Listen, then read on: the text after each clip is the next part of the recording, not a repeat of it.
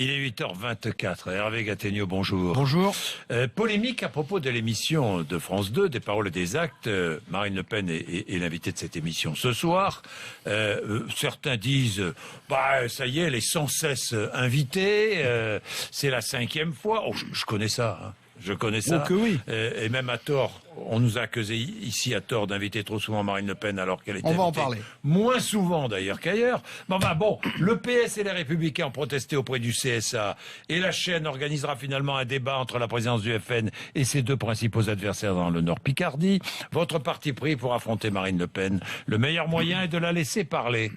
Dites-nous pourquoi. Toute cette polémique est absurde. Hein. C'est d'abord, il faut le dire, c'est une vision incroyablement archaïque et un peu méprisante que de faire comme si ces émissions politiques étaient de la publicité pour les invités politiques. C'est le terme qu'emploie Jean-Christophe Cambadélis dans sa lettre au CSA. Mais Jean-Christophe Cambadélis, quand il vient ici, il fait de la publicité pour le Parti Socialiste. Parfois de la mauvaise publicité. Oui, de la mauvaise publicité. Moi, je le raterai pas, je peux vous le dire, quand il viendra. En tout cas, c'est faire comme si dans ce type d'émission, les journalistes étaient quantité négligeable, ou même pire, qui servait la soupe aux politiques. Franchement, il arrive qu'il y ait des mauvaises interviews, mais en général, dans ces émissions-là, ça n'est pas le cas. J'ai envie de dire encore moins quand il s'agit de Marine Le Pen. On ne peut pas non plus dire que Marine Le Pen est plus invitée que les autres. Les chiffres prouvent le contraire. Dans cette chaîne, comme sur BFM TV, comme d'ailleurs sur France 2, la réalité, c'est que la gauche et la droite ont plus de temps de parole que le Front National, et je pense que c'est la responsabilité des médias qui doivent pouvoir choisir librement leurs invités. Évidemment. Donc que Madame Le Pen soit ce soir à la fois questionnée par des journalistes et ensuite contredite par ses adversaires, c'est du bon débat. Passer son temps à se demander si elle est trop invitée ou pas assez, ça c'est un faux débat. Bien, on peut considérer tout de même qu'accorder 2 heures d'antenne à une candidate au régional, ça pouvait poser un problème d'équité vis-à-vis des autres candidats. Vous n'êtes pas d'accord ? Écoutez, je crois qu'il faut sortir de l'hypocrisie. Si c'est au nom de l'équité qu'on organise ce débat finalement, alors il faut inviter tous les candidats, pas seulement Xavier Bertrand et Pierre de Saint-Ignon. Disons-le, les règles du CSA, elles sont anachroniques, elles relèvent d'une vision bureaucratique de l'information où on compte les minutes, mais où on ne tient pas compte du contenu de ce qui est dit. Dans une vraie démocratie, les médias invitent qui ils veulent, quitte à faire preuve de partialité d'ailleurs. La garantie pour les lecteurs et pour le spectateur, c'est le pluralisme.